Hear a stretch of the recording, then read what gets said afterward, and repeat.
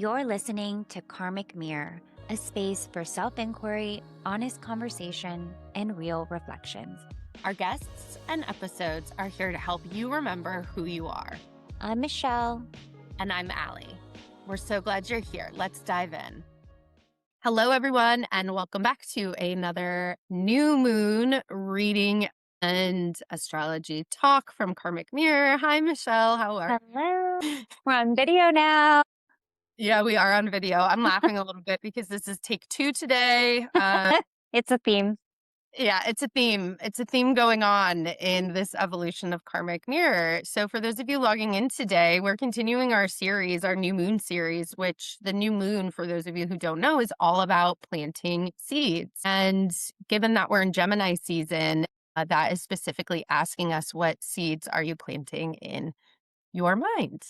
And as always, we have our very talented and gifted channeler, tarot card reader, Liz Pratt, who will be following the heels of Michelle and I's conversation with some more information about energies, some card pulls around what is going on energetically the month. And I know I haven't got a chance to listen yet, but I'm certain there's probably going to be some chunks of wisdom and curiosity built within there. So hang tight and listen to that. So here's the thing about Geminis is that I haven't been all too familiar with them, except that it just really clicked to me a couple of months ago that my mom, my grandfather, and one of my sisters are Gemini sun sign. And so that always really piques my interest when I feel as though there's a really common sign always in my life that I want to dive a little bit more into it. And so for me, what's always helpful to understand specifically the signs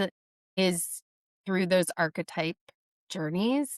And I texted you yesterday because I did not know the Greek mythology around Gemini and Gemini energy. And so when I was pulling that up, here's the dealio with the Gemini of it all. So you've got Zeus, and this is going to be a short story. Zeus, who turned himself into a swan to procreate with Leda, who then hatched 2 eggs, which would become Castor and Pollux. And the real heart of that story is when Castor dies and Pollux.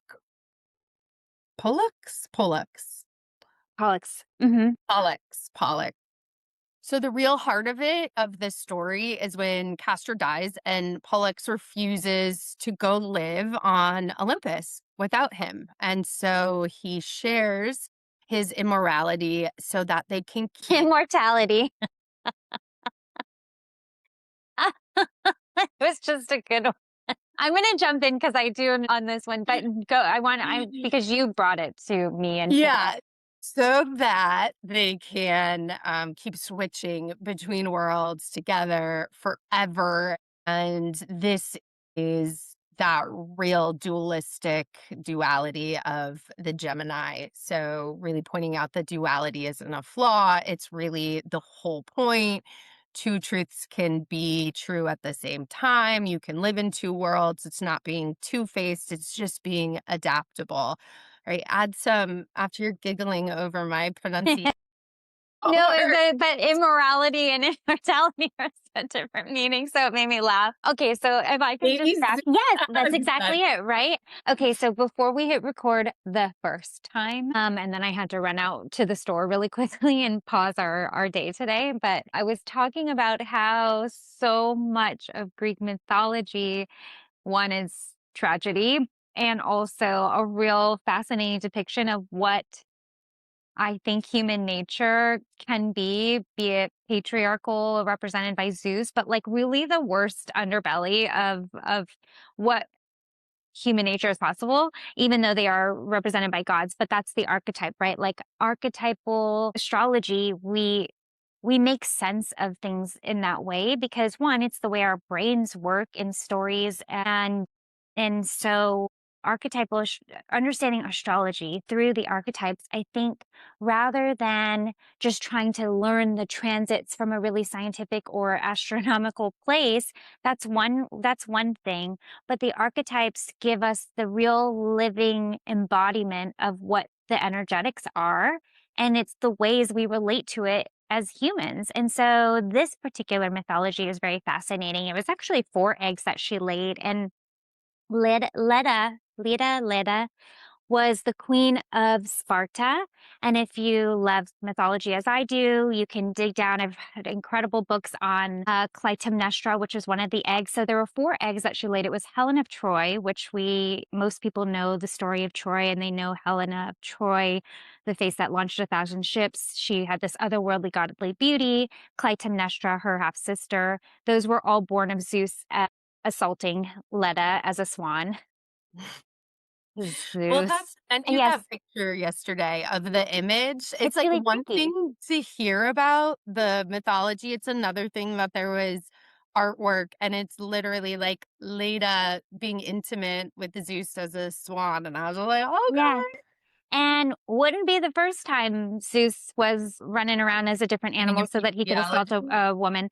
So, and spread his seed throughout the world and all of the things so that we have all these stories. Well, anyhow, so the other 2 eggs, as you said, were Castor and Pollux. They were twins or half brothers, technically, because the mythology is that, and I'll bring this home, I'll bring it together, I swear. The mythology is that because Zeus assaulted Leda, she had these 4 eggs, but she also slept with her husband, who was the king of Troy. Tyndareus, I'm going to say it wrong, not part of the I experience won't right be able now. to fact check you. Uh, but basically, these 2 brothers, these half brothers, one is born of the mortal king's seed, so her husband. The other is born immortal, as you said, from Zeus. And so these brothers were inseparable. They were half brothers. But one, and this is the perfect representation of this duality, right? Is you have the representation of the mortal and the divine, which we all possess within us. We all have the ability to we live in this physical form in the material world. We are also walking embodiments of God, or, Christ consciousness, God, source, divine energy. We're both. And Gemini represents a duality. And from the mythology of it is because they're represented. So, as you said, when the mortal brother died, because he's mortal, the deal, so to speak, was that they would be, like you already explained, they were represented, they were immortalized in the constellation. So they are represented by the constellation Gemini, but it's really represented of being in the world, being of the underworld, being, this life and death cycle, but also their bond and the duality. So all of the things that you said, I was just kind of adding a little bit more, I think, details to the myth, because I think it's really cool to consider the duality of being human, being divine, of Yeah, higher, yeah. lower frequencies. All of those things can be represented in duality, can all be represented in Gemini. So I think it's really fascinating. Okay, how do we bring that to the new moon in Gemini of it all? There's The a lot of energy. astrology happening. Go ahead. Yeah. Just the energy of it all. I think, yeah, there is a lot of energy going on now. You probably can speak to it more fluently than I could, but I know we got some stuff going on with Yep. Venus. Listen, I listen to it, but I just look for Yes, the we do. We do. overarching themes. But when we're thinking about Gemini energy, which fun little fact I always think about now with Gemini is that Gemini men is what made Billie Eilish believe in astrology because she's in an interview saying like, let me tell you how I know astrology is true. I dated a Gemini. And she's like, no, I fuck with women Gemini, but that's how she like, I can spot a Gemini man from miles away now. So I thought that was Yeah. really great. Go Go ahead. ahead. Well, first, I don't know if we talked about the specifics of this Gemini new moon, right? We jumped into the archetypal astrology, and I think we can probably find our way back to it. But to level set, this new moon happens. Did we do the specifics? It's on June 14th. June 14th, 10:54 p.m. Eastern time that occurs. And it's a new moon, which if you've been here for a while, whether you have or haven't, new moons it's a time to go inward, because unlike the sun that is just bright, it is just always on, right? Leos are represented by the sun, where, like in the spotlight, literally. The moon is very different. The moon goes through cycles and phases, and there's a time to turn inward, there's a time to turn outward, there's a time to go in and do the inner working so that when it's time to be outwardly expressing, you know what you want to express, you know what you want to put out or don't, right? Like it's how you work with the moon, how you work with the transits and the energy around us. But new moons, the moon is dark. It's like you don't see it. It's not like illuminated in the way that the full moon is. And so we're turning into ourselves and we're planting seeds. We always talk about this type of thing, but I think it's just so helpful to always bring it back to this, because it's this cyclical opportunity to see what's going on, what's occurred, and what do you want to continue to move towards over the course of the next couple weeks. And in the sign of Gemini, it's all about, I was listening to Jules Ferrari, one of my favorite astrologers, and she was talking about Gemini New Moon is about claircognizance. It's about knowing, an inner knowing. And I don't know why I know the thing, but I know it's about intuition, which the moon very much represents. And so if Gemini is all about our mind, our thoughts, our words, how we communicate, and we're being asked to really, really review or reflect on that part of our lives where we are. How do we speak our truths? I was talking to another friend of mine too today about, I think Gemini is associated with the throat chakra. I don't know that to be fact, but I would guess that it is, because it's about like speaking. And I've been thinking a lot about speaking life into myself, speaking the actual act of spell casting with your words. Like I know there are, Bruce Lee says this. Erica Badu talks about your words held power. You're casting spells with the words that you speak. And I think this new moon is a lot to do with that. And you said at the top of the episode about our mind. And so, Gemini's ruled by mind, communication, and the nervous system. So you're mhm, spot mhm. on with where you're going with that. Yeah. Yeah. And I'm just like gripping. So I hope I trust that it'll come back. Yeah, but it's um, that's the terrain we're playing in. yeah. So I think, yeah, the explanation can sound different, but I think the themes are still very, very like. Yeah, and so there's a couple other things happening in Gemini. Uranus is in Gemini, and this is a planet of disruption and reinvention. And so if I think about it happening during Gemini season, we have a new moon. This is a chance to really, this is a time where we're going, like I said, we're doing the inward. And I don't mean that in the sense of like you have to like get quiet and go inward and meditate and all the things. I just mean in the sense of before we word vomit all the things out, this is that moment of like, wait, actually, let me reconnect with my intuition so that I know that everything that the words I speak, the thoughts that are coming through me, the ways in which I am describing myself, what I do, or expressing myself are really aligned with who I am right now with my inner world, and they're not being influenced by everything around me. And with Uranus and Gemini, there's what did I put in my notes? I wrote reinvention because I think with the new moon of it all, this new intention, new beginning, a lot of people, probably myself included, people I've talked to, like there's some sort of new phase happening where we're like, no, we're ready to step into a new version of ourselves in the ways that we express ourselves. Yeah, And there's a yeah. new shift in energy around that. And, when you're thinking about working with that energy, the archetype of the journalist came up. So really observing, I gathering, love that. hoarding. This is where it really resonated with me, is that it's the invitation that you can begin for the sake of beginning. And that Hmm. felt really, it's about, you don't need a full plan. You don't need certainty before the first step. Gemini energy is really quick minded, not just smart. It's like data processing at a speed that is really, really quick.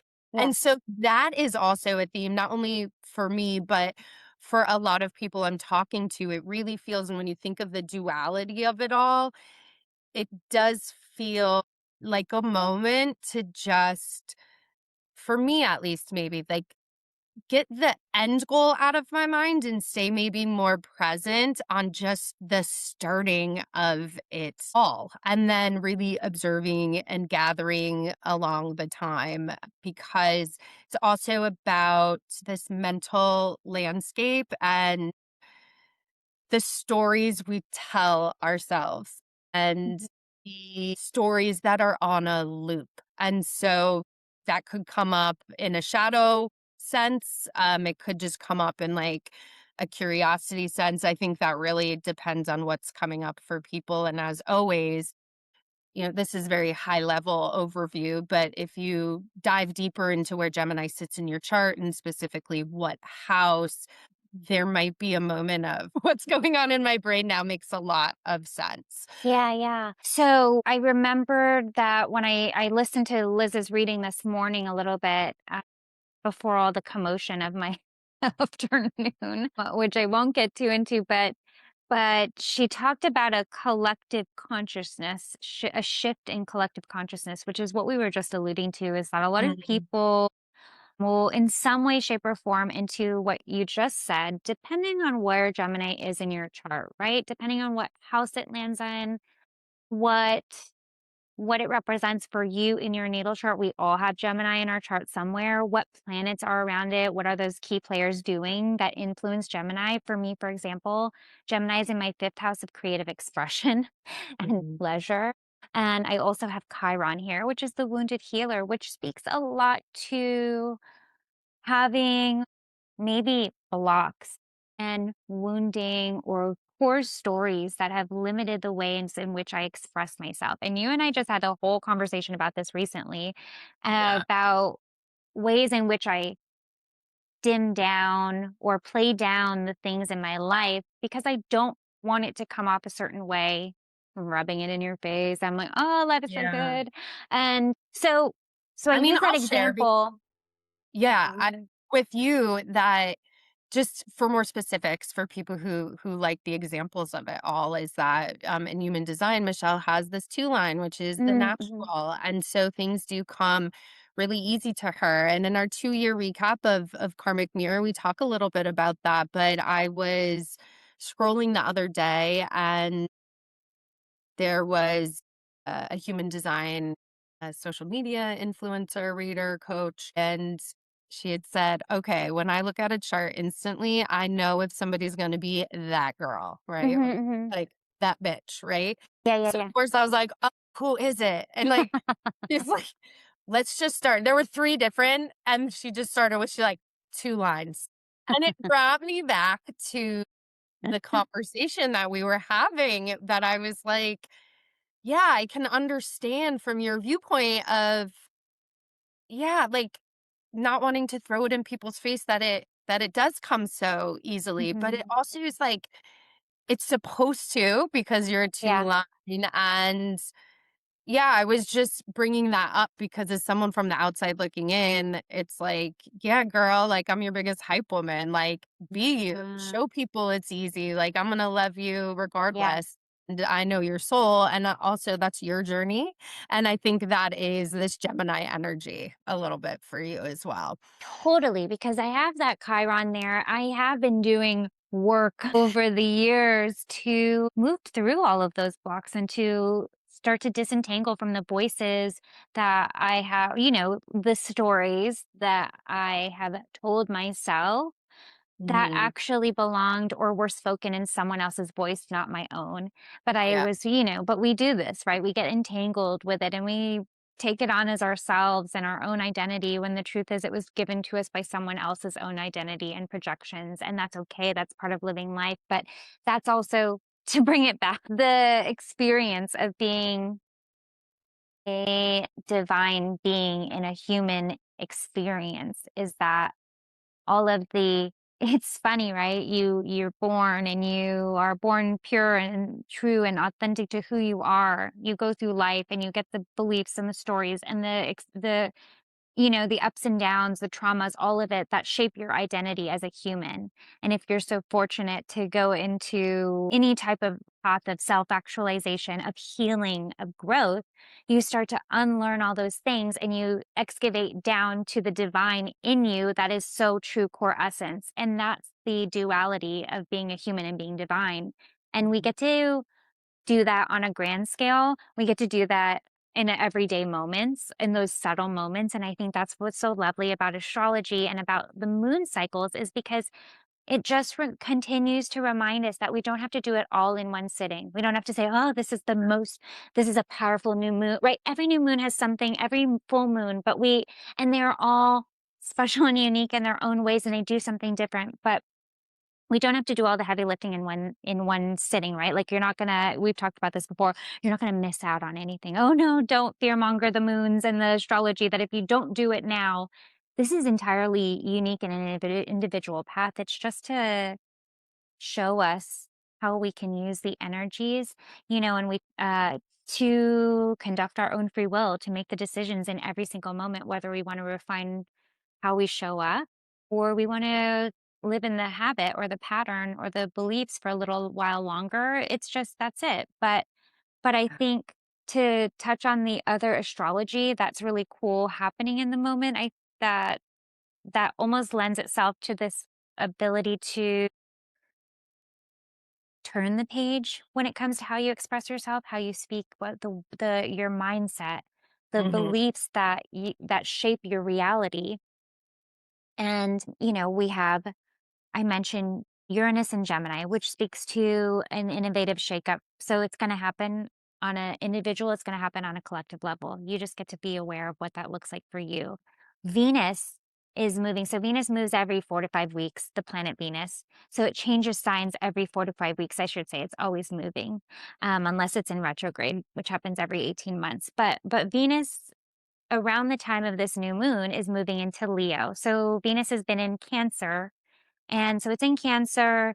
It on the 13th, it moves into Leo. And so we get this planet of love, of connection, of relationships, of sensuality, this planet that is in Cancer leading up to it, which is like nurturing and it's cozy and it's supportive. And then Leo is like bold, it's flirty. It's like, how do I, you know, so when we think about, at least for me, when I think about that, how it relates also to the new moon, we're just like shifting. We're shifting from this like different expression of Cancer and Venus in the way that because I think communication and relationships and connection, they go hand, they play Yeah. with each other. Hmm. They, and I don't know about you, but like spring, summer season is when I'm out, I'm socializing like a lot of the world, Hmm. more so than other months of the year. So you have all these opportunities where you're in communication, where you're expressing yourself. Like I'm more on, more alive and out. Yeah. You know, so anyways, Venus moves into Leo. Now we're getting into the realm of pleasure and creativity and being in the spotlight. And then you have this Jupiter, like we have this like 3 days this week of, Yeah, I don't know. I get so lost in this kind of there's stuff. so much, there's so It's much, too many layers for me, there's but so I many do layers. understand the energies because even as you're talking, I'm like, yeah, but my Venus is in Capricorn, and so then I'm starting right. Venus is moving Yeah, into Leo the day before this new moon, right? So it's like it's activating our heart, our self-expression, our liberation. And when we talk about turning a new page and reinventing the way that we speak, communicate, express ourselves, that feels really fun. It feels like this lovely boost of like it's that boldness of Leo, I feel. And so yeah, so there's a lot happening that make this just like I think light, maybe a light new moon, a fun, a playful experience to exercise your self-expression in any way that makes sense to you. Are you someone who has a newsletter, right? Like for me, I'm thinking about like, what do I want to say? What do I want to say? And how does it feel a little bit spicier or different or new than how I typically write or express myself? I've been thinking a lot about us doing video, which the more I get into a flow, the less I forget I'm being recorded. We don't know yeah. what that's going to look like. I mean, I speak with a lot of gestures. We will And find out. we'll find out. Yeah. But thinking about mine, my thoughts, my beliefs around that, right? We're moving, we're actively co-creating because we're showing up and recording ourselves. It may feel a little weird. I might judge myself and all those things, but we're turning a new page and we're seeing a new version of ourselves, setting Yeah. this intention of like, yeah, we're expressing ourselves through video. It's kind of cringy, it's kind of scary, it's kind of funny. And also we keep moving through it into this. So the astrology is here to support that, right? Like that's how Yeah. I feel, right? And then thinking about just relating to our relationship and so much of what we talk about, we're doing it together. Venus is in Cancer. It's like you got this. We're holding the space together, even though Yeah. it feels weird, right? Like and we're moving through it together. There's that loveliness. And then into Leo, it's like, well, it's kind of exciting. It's like, how are we going to feel recording in, we're a week out What almost. that look I was like, I was Yeah, like, like it's "No, going I was thinking that looks like a scar from the lion going out." on. I was watching myself, I'm like, "What are you making?" Do you know, fun fact, that in Yeah. 5th grade, 4th grade, I saw somebody raise one eyebrow on Uh-huh. a boy, and I would just lay in bed at night practicing raising one eyebrow. And Oh, now I that's got so it. I funny. got it down pat now. Anyways, okay. Yeah. So, Leo, So boldness, really being able to express ourselves in new and different yeah, ways. Venus in Leo feels flirty. And I mean that not in the way that we typically think of flirty. I tend to think of flirty as like to me, one prime Leo energy, being a Leo sun is Mhm. about flirting with life in general. And I think that's just how I like to roll in a lot of ways, or when it feels the most sweet and fun.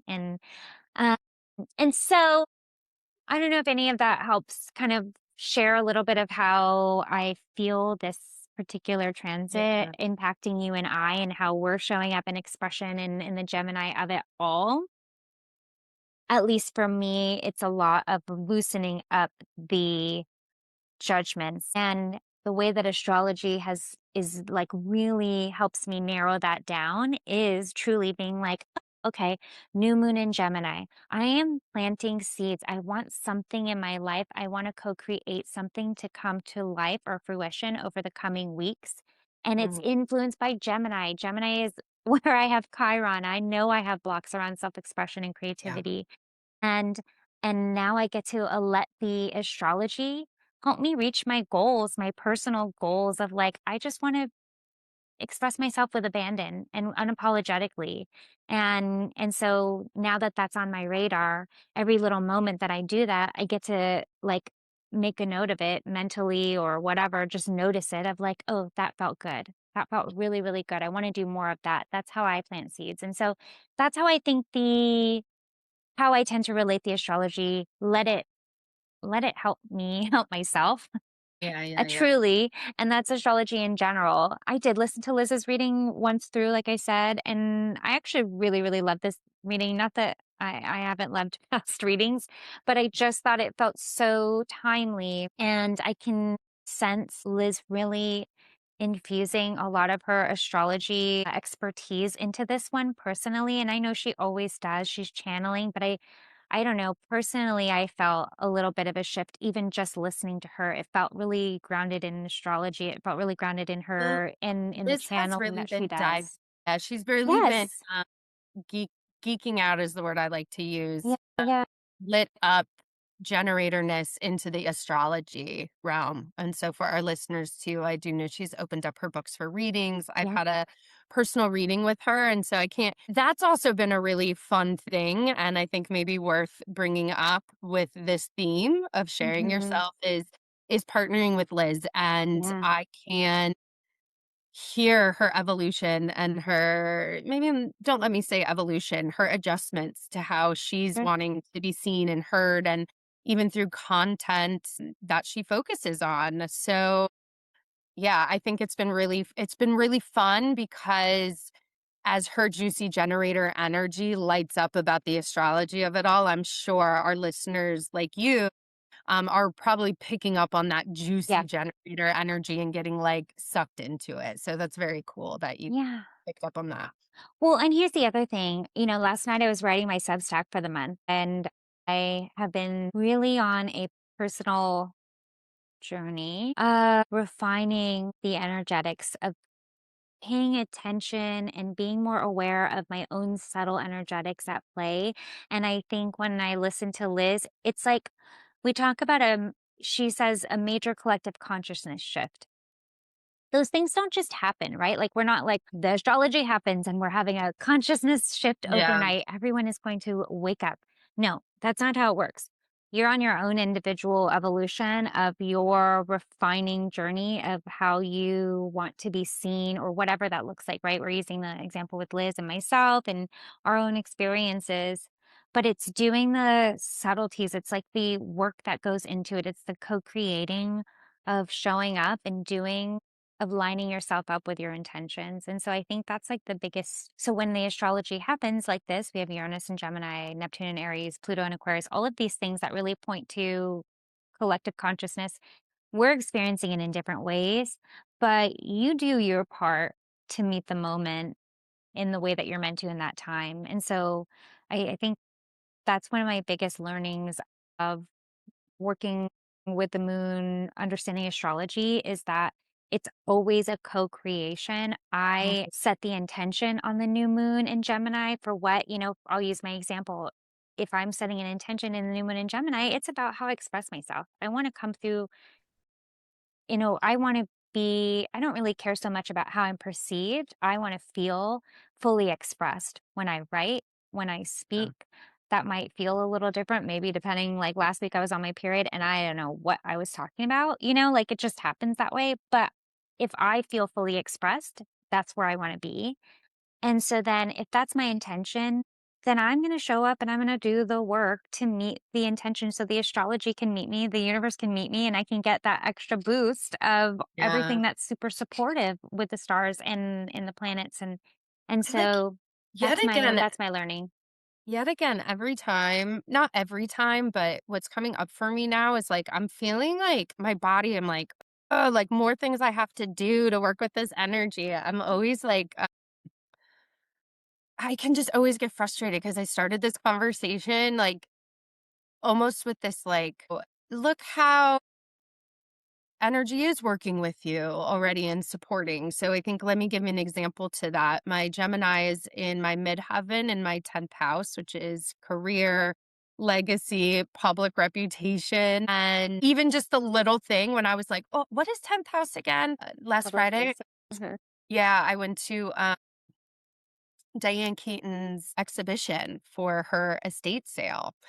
And I just as I was looking that up, I was like, you were in that energy of someone's legacy. And of Yeah. course, just really right, the 3-5 of it all of experiencing, like really getting Mhm. to live like what someone's legacy is, just kind of made me have that moment of universe does work with you, even if it's not so apparent. And then as always, yeah, again, it's not that you have to, but I get super triggered by the like set the intention, do the thing. And even, Yeah, yeah, yeah. yesterday for I don't know which one of my signs, it was like, don't sleep on June 8th, do something.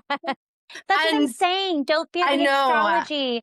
I mean, keep going. Yeah, no, it's just I want to bring that back up because the more and more you're like talking of how you're working with the moon, I'm like, I know I don't have to do what Michelle does, Yeah, yeah, yeah. but I think what it does is it pulls on again to that storytelling, and specifically if we're thinking like career, public image.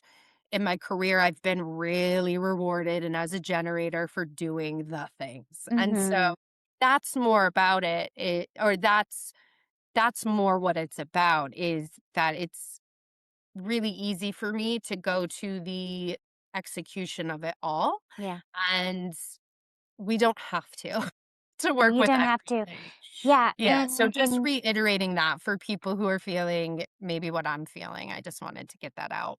yeah, and that is the duality of Gemini being your 10th house of public facing roles, of that you don't always, and this is what I think I probably have begun to make my soapbox, is that we just aren't one version of ourselves all the Yeah. time.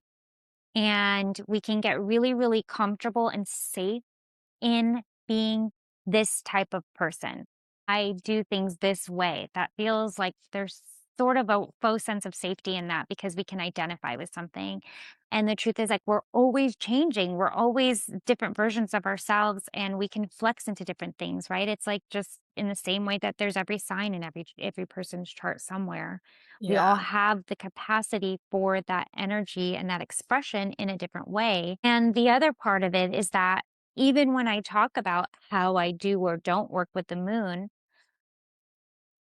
maybe this is two line of me, then for, and now we're talking about human design again, but two line is in the shortest term, I know, but I don't know why I know.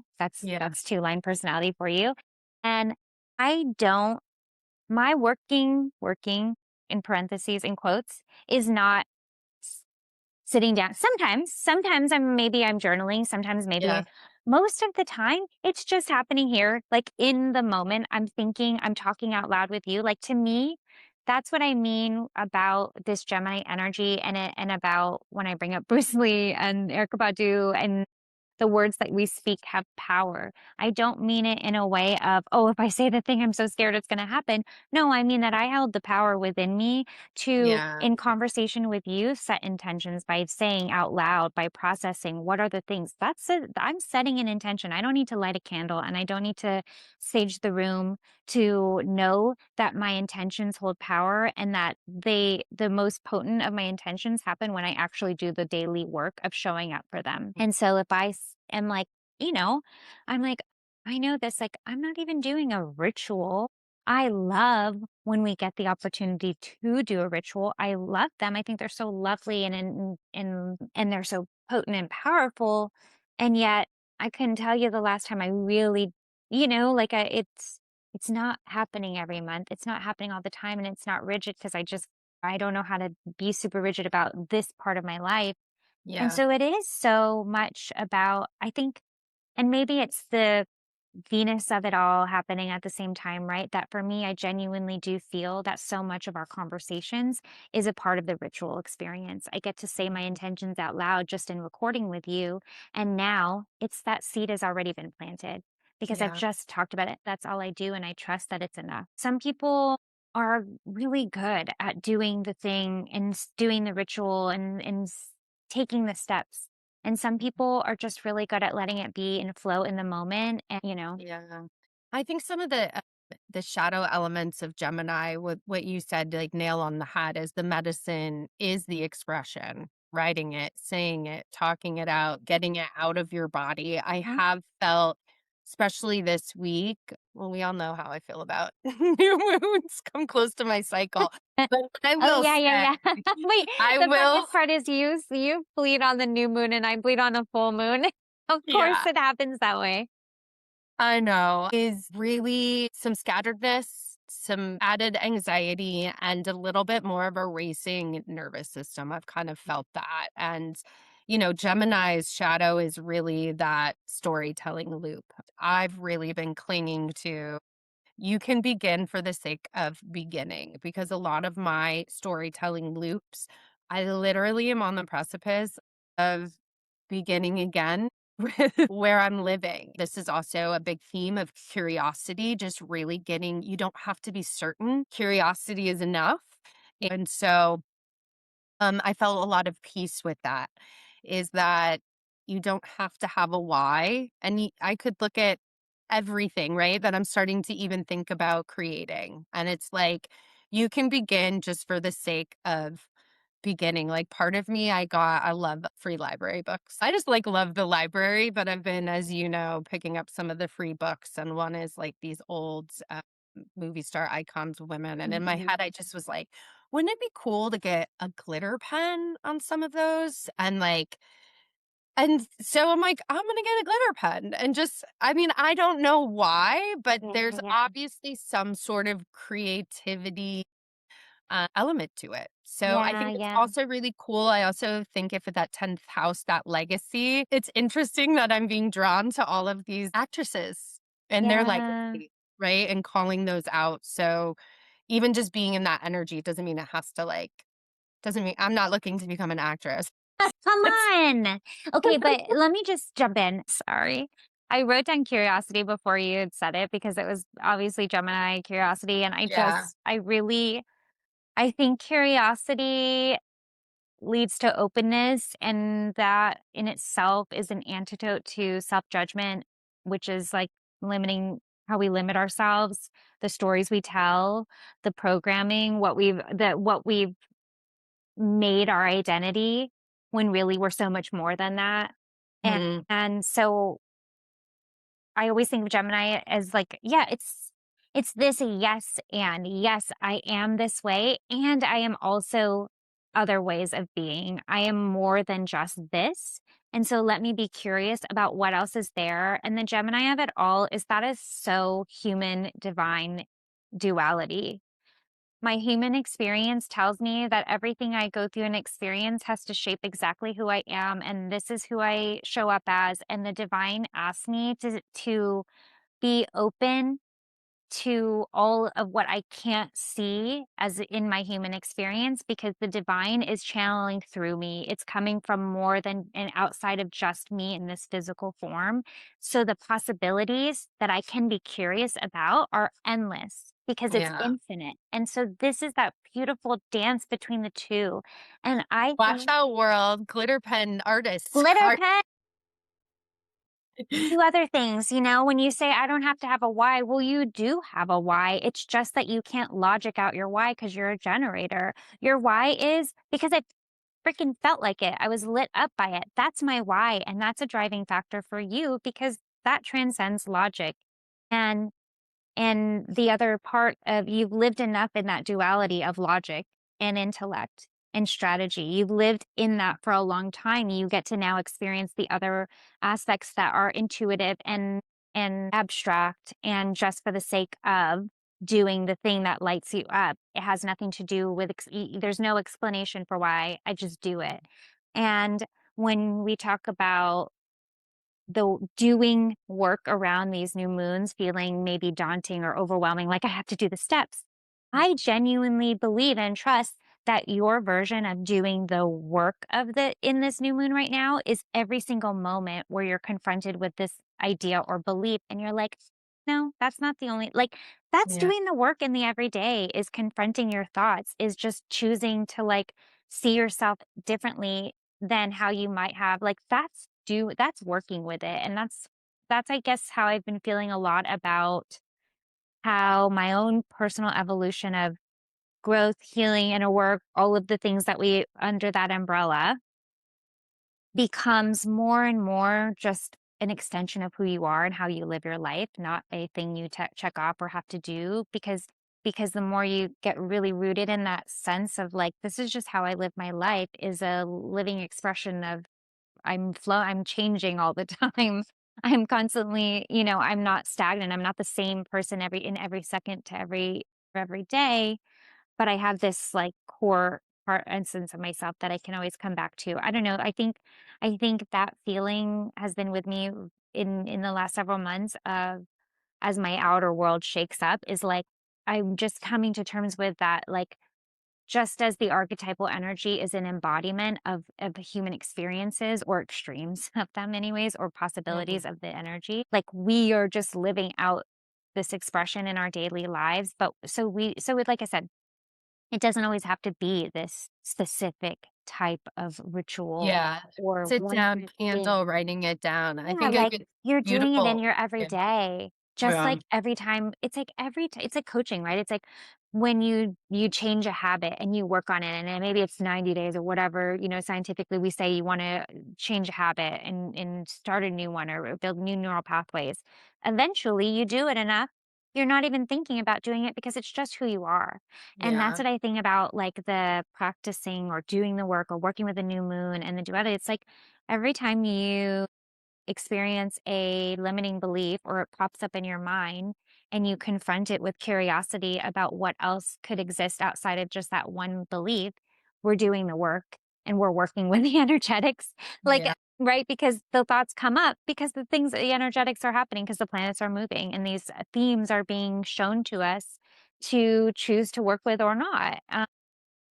So I don't know where we go from there, but that's what I think. And I guess I'll say for this new moon, and I hope everyone will listen to Liz's reading after this. But this sounds like the through line in a lot of what Liz says is also really relevant to what we're talking about, obviously, in our own lives, because these things, this is how it works. But it's not what I gathered from Liz is it's not about chasing anything, chasing the next move or the next right thing because it's a new moon. It's about letting the ideas land, letting the thoughts come up, and like you said, being curious and moving towards the things that genuinely excite you. And maybe it's about to what we're saying, maybe it is genuinely about letting your why be the excitement for anyone, be the spark or the curiosity. Like let that be the thing that leads you over this next cycle.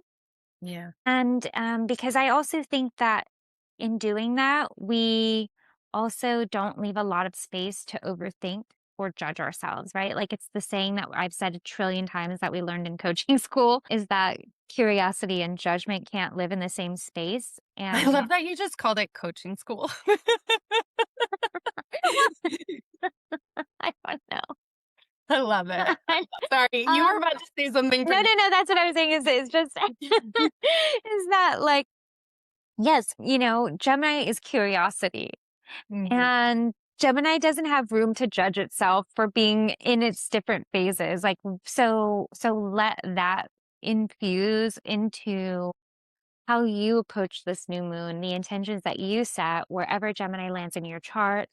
I think allowing yourself to receive that dose of curiosity and openness so that you can see what else exists out past the limiting beliefs, past the ways that your mind has always worked or the stories you have always told yourself, because that's just one sliver of your human experience. Yeah. And there's so much more. And I think in closing, just some great questions Mhm. to either journal on or just think about is what seeds are you planting in your mind right now? How are you processing your own mental landscape? And just what storylines are you willing to examine? So, Yeah. without further ado, here is Liz's reading. Hi, witches. It's me, Liz Pratt of Fireside Healing, your favorite witch, back again with another new moon reading.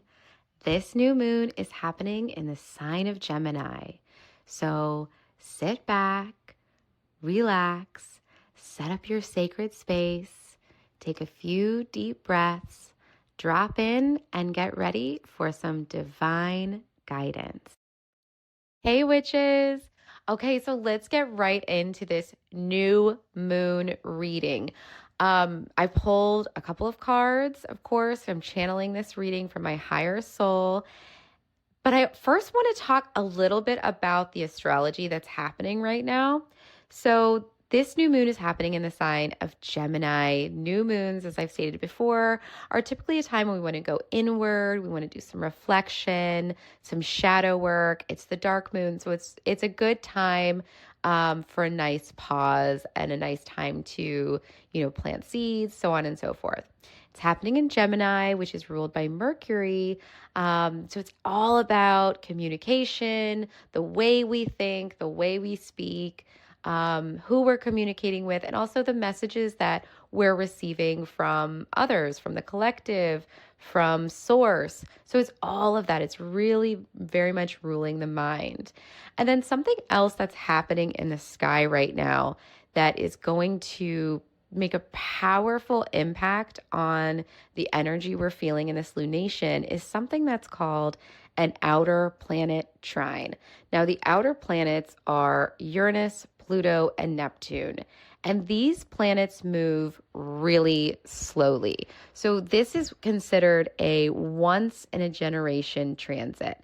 And a trine is when two or more planets, two or three planets, form a 120-degree angle to one another. So the energy flows very beautifully and smoothly, and it's a harmonious aspect. We have Pluto in Aquarius, which represents collective transformation and power. Neptune is in Aries, representing spiritual evolution and new beginnings. And then Uranus is in Gemini, just like the new moon, representing innovation and sudden breakthroughs. And because this is such a slow transit, one we don't normally see and won't happen again, it's generally thought of as a huge shift in the collective consciousness, which is really exciting. So now I'm going to move over to the channeled message, to the cards that I pulled, because I think it just so beautifully encompasses what the astrology is happening right now. So the first three cards I pulled, the first one is death. There is likely something in your life that is coming to an end or already has come to an end. This could look like grief, like actually letting go. And it could be like a mindset that is finally being put to rest. You're finally moving in a more positive and healthy direction with your thoughts or with your behaviors. Maybe you are recognizing the areas of your life that felt very scattered and weren't very cohesive, and now you're moving into a place of feeling really more grounded and stable. But something has left or is leaving. Now, when something ends, right, when we have that darkness of an ending, of a death, of letting go, then we enter this kind of a liminal space before the next thing begins. And that's what the cards are saying here. So the next card we have is the Three of Wands. Three of Wands isn't necessarily active. I see the Three of Wands more as preparation and strategy. It's kind of like this kinetic energy. It's the building before we are ready to take off. So the image is, I'm using the cat pagan tarot. It's my new favorite.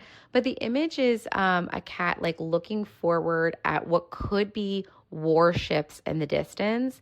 And he has three flags and he's guarding them. So he's sort of like guarding his territory. He's seeing oncoming movement, and he's just simply positioning himself right now. He's getting ready for the next move.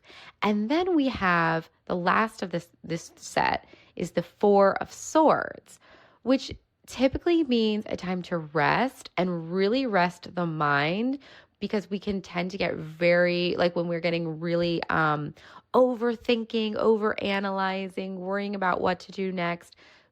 9 times out of 10, the best thing to do is take a pause. When you don't know what to do, it's time to rest. It's time to just let the energy move over you, move through you, take a seat, take a pause, do a nice little retreat, which is great because that is what we do for new moon. So rather than what is my next move? What is my next move? Really trusting that you positioning yourself is going to be coming through or after a rest period. So this new moon, whatever rest looks like for you, maybe taking some time away from your phone, taking time away from other people, maybe doing some like nice, easy exercises, or it could just look like sleeping. But that's what it feels like here. It's like this liminal space. You're leaving that death cycle. You're closing something out. And this is a time to position yourself by surrendering into the moment and into rest and whatever your body and your mind are really craving. So the next 3 cards, the image that I got immediately when these cards fell out was like when you're in an airplane before takeoff and you're sort of like taxiing the runway. I think that's what they call it. But you're getting to your place in line. So there's that moment before you hit the runway where the plane is just positioning itself and there's this pause. And then it starts going faster and faster and faster until finally, takes off into the sky. You can think of it like also a gymnast is coming to mind. Before you start running to hit that springboard, to hit that vault, the gymnast stands back, she lifts her gaze, takes a deep breath, then lifts her toes, and then takes off. So That's this period. And right away, the first of the second set I pulled, the Chariot. Go forth, baby. This is the green light. This is forward momentum. This is movement in the right direction. And the Chariot is, yes, speed, but not in this way that's like scattered and forced and risky. It's more like an embodied, excited, whole body yes to going forth. Like it's a really exciting, positive card to see. And the next one is Knight of Wands. Knight of Wands is our sacred spark. It's the joy and excitement that we move with. When we see a Knight of Wands come through in a reading, this is spirit saying, baby, move with what excites you. So this is this go forth of like, okay, if you don't know what direction to go in, hit the ground running towards something you love, something that lights you up and excites you. And then the third card is the Ace of Swords, enlightenment, clarity, fresh, new ideas, new opportunities, new mindsets. So really it's like, don't overthink, move confidently towards what lights you up, and clarity will come. And also this forward movement will spur new exciting ideas for you, regardless of whatever work you're in or what your day-to-day life looks like. Exciting new ideas are going to be coming through now until the end of this Gemini season. And if we're not making sure to trust and rest and move in the direction of something that excites us, this could come forth as overthinking, overanalyzing, and anxiety. So the difference between we can have a very active, busy mind, but the difference between using that or channeling that energy into something that is really cool and creative and regenerative and total anxiety is where we're moving that mind or where we're moving that dial. So make sure to focus it on something that makes you happy and makes you feel really giddy. And that's the way to be moving with this new moon. And then with the lunation as we gear up for the full moon that I believe is going to be happening in the sign of Capricorn and the end of Gemini season. So this is your reading.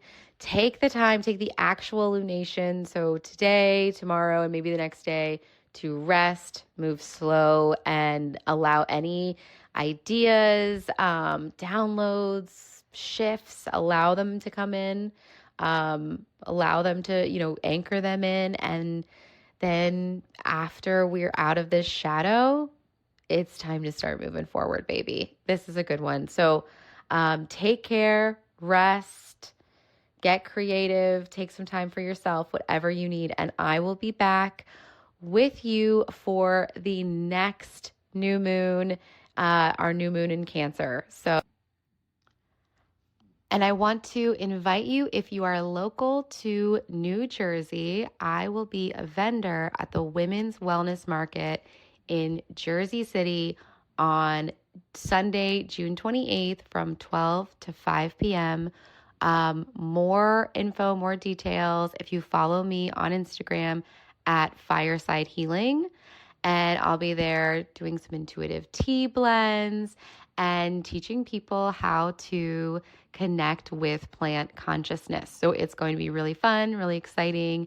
There'll be so many beautiful vendors there, and all in the name of keeping women happy, healthy, and connected to spirit. So I hope that you'll come out if you're in the area. I would love to see you. All right, witches, until next time, blessed be. That's our episode. Thank you for being here and for giving us your time. If you loved it, subscribe, leave a review, or send it to someone who needs to hear it. That's how we grow. Come find us on Instagram and Substack at Karmic Mirror Podcast. New episodes launch every other Thursday. We'll see you then.